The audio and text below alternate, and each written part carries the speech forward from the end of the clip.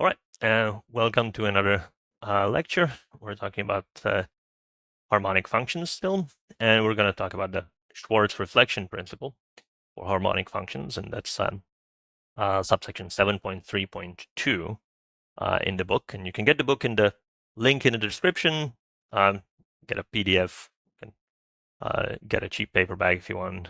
All right. All right, so let's just jump straight in. What is the Schwarz reflection for harmonic functions? Well, so basically what we have is that if we have a harmonic function defined up to some boundary curve, as long as the harmonic function is nice enough on that curve, so for example, it's 0 or constant on that curve, you can extend across. Now you can, apply, you can apply this in many cases where it's not constant, but you have to be able to, let's say, subtract something harmonic that does extend across, right? But the simple case, the simple version of it is that suppose it's 0 on the on this boundary curve. Now this boundary curve has to be nice. By nice, people say real analytic. Let's just let's just use R. So it's the real line. Basically anything that you can make into the real line by some biholomorphic change of coordinates, right? So for example, the real line or the circle, and we'll see an exercise for the circle. But it's going to be, the definition is going to be nice and explicit, and we we kind of know how far we extend as well. All right. So let's suppose that U is a domain, and it's the U is this thing over here, right? And it's symmetric across R, by reflection across R. That means that if I have, a Z in my domain, then Z bar is also in the domain and vice versa, right? So the bar of this is this, right? So it really has this symmetric shape. I can reflect across the real line, and I get, I'm still in the domain. So suppose that I have this. Now, suppose that, let me rid of this U plus, let's call this just this part of the domain that's above, right? So those are the ones where the imaginary part of Z is positive, right? So that's a domain. It's a nice domain. And then let's call L the part of the real line that lies in U, right? And so now suppose that I have a function f. It's harmonic in here, right, in U plus, but it's also defined on L, and it's continuous up to here. So it's if I'm anywhere on L, it has sort of nice limits there, and it happens to be 0 whenever I'm on L, right? So that's that's my f is continuous and it's harmonic in U, right? Then the claim of this term is that there exists a harmonic function, capital F, that's actually harmonic on the entire U. So it extends all the way out here, right? And its its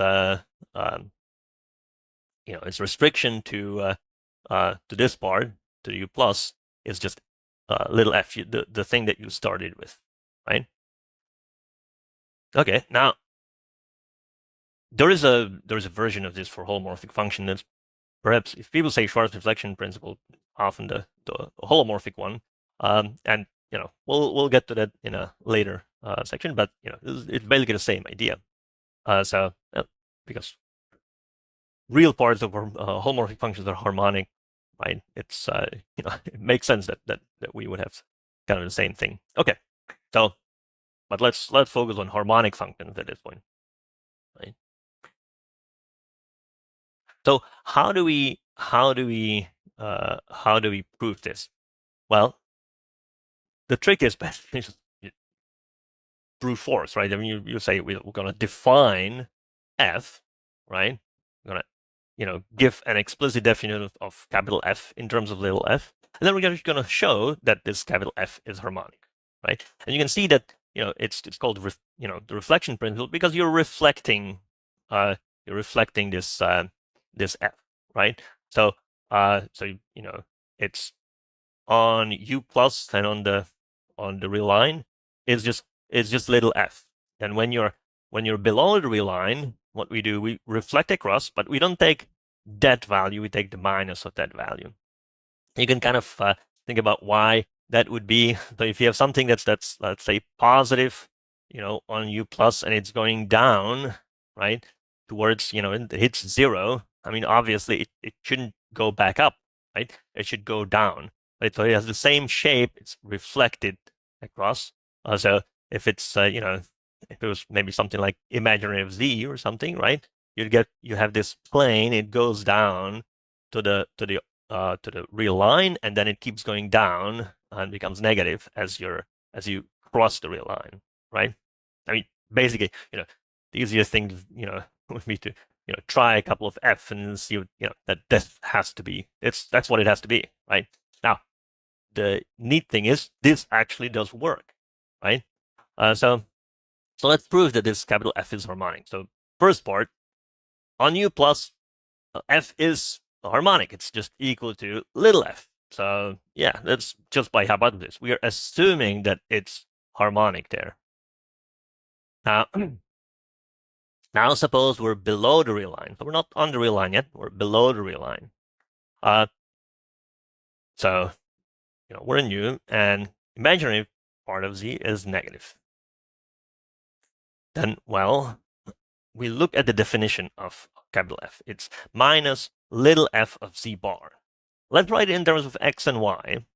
In this case, it might be easier to think about. So we write f of z. It's really a function on R2, x and y, but it's reflected, right? So first it's minus. That's this minus. It's little f. Little f at x and y doesn't exist, but little f at x, comma minus y, that exists. That's the bar, right? That's in U plus, and I have little f. So right, that's my definition, right, in terms of x and y. So let's just compute the Laplacian, right? So at this point, right, at some point, below the real line. So we look at the Laplacian of capital F. Well, let's just write down what at that point capital F is has this expression, right? And we just do a little bit of calculus, right? It's the second derivative in x, second derivative in y, right? And you just work through it. You get these minus signs, right? The minus sign over here, I mean, it does come out, but it comes out twice. So yeah, so it goes away. And so you get this, and if you think about it, that's minus the Laplacian of little f at x minus y, right? So at this point above the the real line, right? We have maybe let me draw a picture, right? So we have over here, we have z over here. So this is xy, and so here is where x minus y, right, which is z bar, right? And so over here, little f is defined, and it's harmonic, right? So this guy is 0, right? But that was minus the Laplacian of f at this point, right? So it's 0. So therefore, capital F is also harmonic below the real line. Now we're not done yet. Sort of in some sense, the hardest part is going to be on the boundary, right? Because like we're in every neighborhood of a point on the boundary, we have this sort of this piecewise definition, right? So we have to deal with that. We can't just sort of easily differentiate.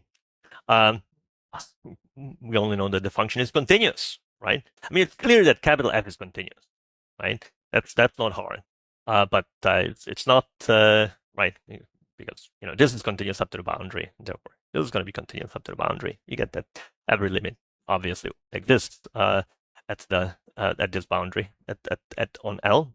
So okay, so continuity is not a problem. You can differentiate.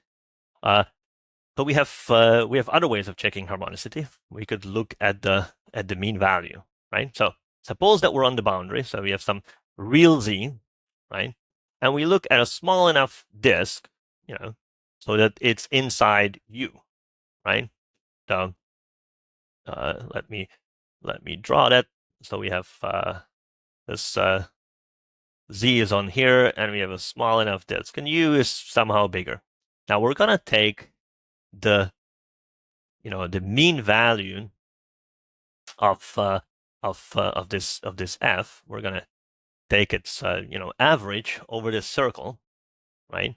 And we're gonna notice that, well, the average over here is just the average of f, and we can compute the average over here again using f, but now was the minus sign. So if we're going, we're gonna integrate from minus pi to pi, and we're gonna split it into two integrals, one of them from minus pi to 0, and one of them from 0 to pi, and we're gonna write down in terms of little f what we get.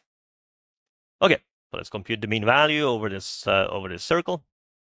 So that's the definition, right? And let's write it down in terms of, again, we have this piecewise definition. So below the real line, f is this, right? If I'm taking the bar of z plus r e to the I theta, I get this expression. I get a minus sign, right? And I'm going from minus pi to 0, right? So that's the bottom half, right? And then the top half of that circle, well, capital F is just f, so it's equal to this. Now, if you think about it, right? I mean, it's obvious, it's I'm kind of the average value, right? It sort of doesn't really matter which like which direction I'm going, but it's I'm taking the average value, and it's just it's the top half. It's just the reflected values from the top, right? I'm kind of going in the opposite orientation, but it doesn't really matter. I'm taking the average value, so the average value on top should be minus, right? This minus sign from the average value on the bottom, right? You can also do that by doing like a U substitution over here, right? To get rid of the, make the minus I theta to be just theta, right? And it's once all the minus signs work out, you'll get that this guy is minus this guy, right? But it's kind of, it's kind of obvious. So you can do a little bit of calculus if you don't believe it. But yeah, it just works out to be 0, right? And so this worked for all small enough r, right? Okay, so we have the mean value property for all small enough r. Okay, we have it only for the the points on the real line. So it's kind of we don't have it everywhere in U. If we want to apply this idea that where the mean value property gives us harmonicity, we need it at every point in the domain for all small enough r. We get the mean value property, right? I mean, maybe mention, right? We get 0, and f is 0. That's the point, right? To say the mean value is 0 and f is 0 on the boundary, right? So it does satisfy the mean value property on the boundary, right? So okay, but we need it everywhere. But we do have it everywhere at all the other points, either in U plus, so above the real line or below the real line, those are open sets. Over there, like we're we've shown that we're harmonic, and so we're all small enough disks, and now those small enough disks, well, they can all fit within those open sets. We get we get the mean value property there. So we actually, for every point in U, if we look at small enough circles centered at that point, the mean value of the function is equal to the value of the function, right? And therefore, it satisfies the mean value property at every point for small enough for all small enough r, and we've shown that means that f is harmonic, right? So, oh, well, I just said this. I didn't should have gone forward with my slides, right? So f is harmonic. outside the line, so it's the mean value property also holds at every point. So it holds at every point of u, and therefore f is harmonic in u, and we are done, right? So we've reflected, and we have a harmonic function. So it's not only that it reflects, a little bit. We actually know, like, once we have, this is actually kind of useful. We know how far it extends, right? It extends basically, like, once it was the harmonic function, there was 0 on the boundary. It reflects as far as it's defined on the one side, right? Not necessarily just a little bit, but as far as it was defined on one side, basically, as long as this made sense, right? Okay, so this is actually, this is actually kind of useful.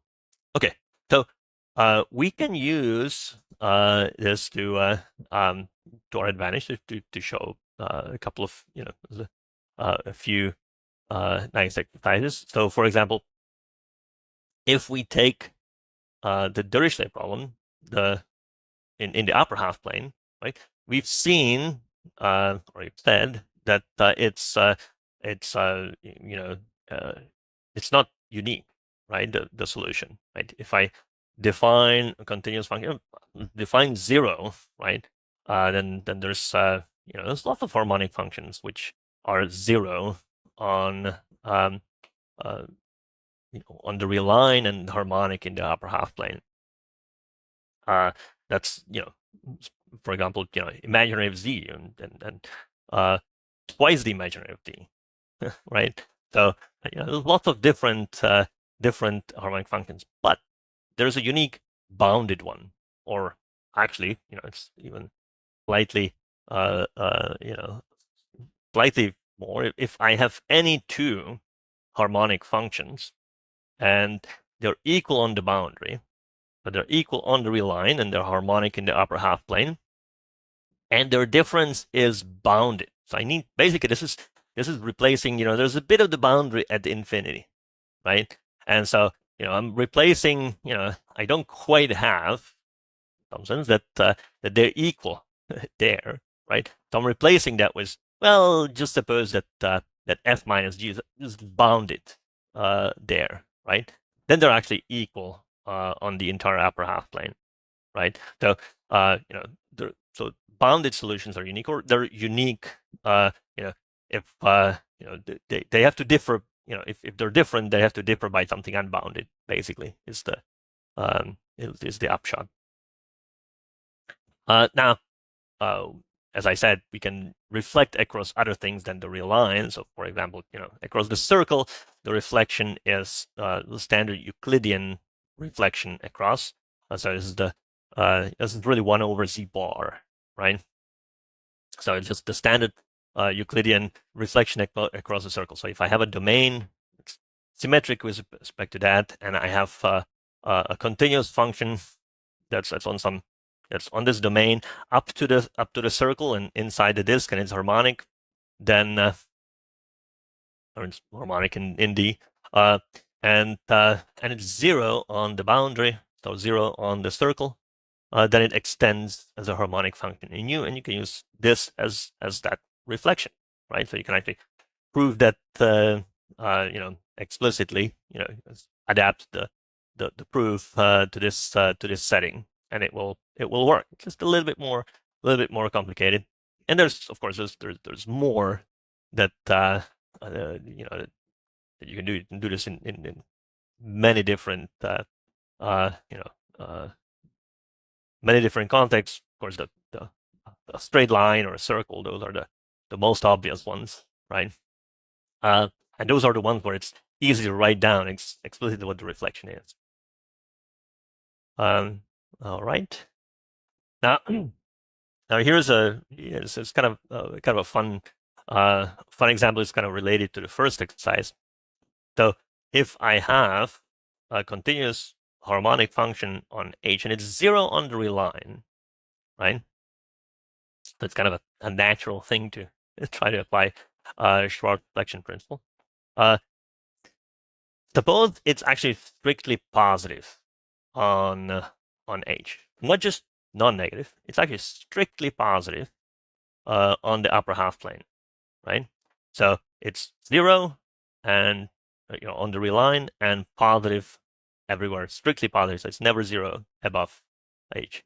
Then you can prove that that f is actually some positive constant times the imaginary part of z, right? So that positivity actually forces this function to be essentially up to that c, it's potentially well defined.